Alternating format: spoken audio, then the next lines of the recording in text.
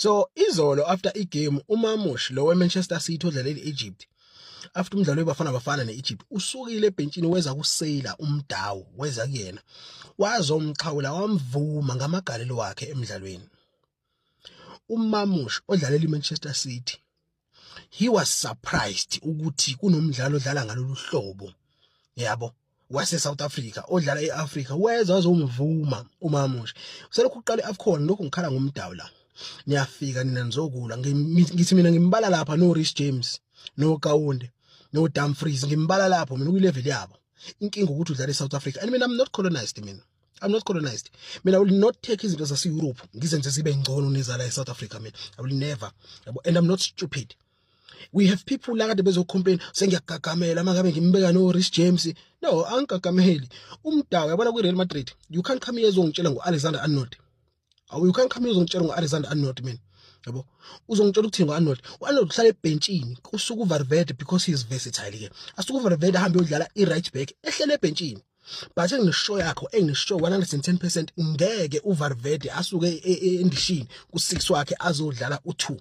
Ngeke uValverde azodlala i-right back umdawu esebhentshini ngiyabheja ngalokho ngeke.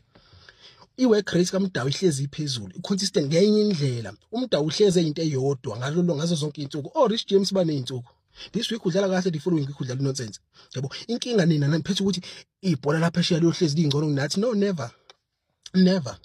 We have ama players asuke eNigeria ahlonishwa eEurope to ama top strikers abo Ademola Lookman abo Osimhen bayahlonishwa abaseNigeria bakhulele la eLagos. Yabo ama Nigerians are rate abadlali bawo high. Nina nibhizi nizodown play abadlali benu. Ningangisebenzisi mina kulonto leyo. Umdawu ngithe alikho iqembu angeke adlale kulona emhlabeni and I was right. Alikho iqembu angeke adlale kulona umdawu.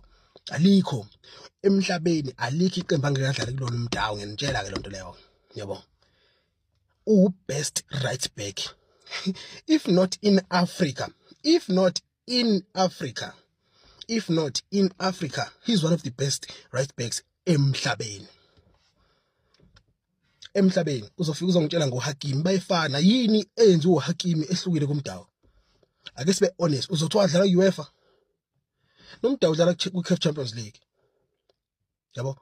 So nje bafethu lento yana ukuthi ngicolonized emasontweni ngicolonized emndeni yasemayini ngicolonized nasebholeni senzofana nonsense abadlali bethu bengaqualify phesheya uzotshela ukuthi i-height umdawu nayo yonke into sino Amadi weIvory Coast odlalela iManchester United from Africa. Yini engahlula umdawu ukuthi adlalele any team kwi-Premier League yini ngitshele.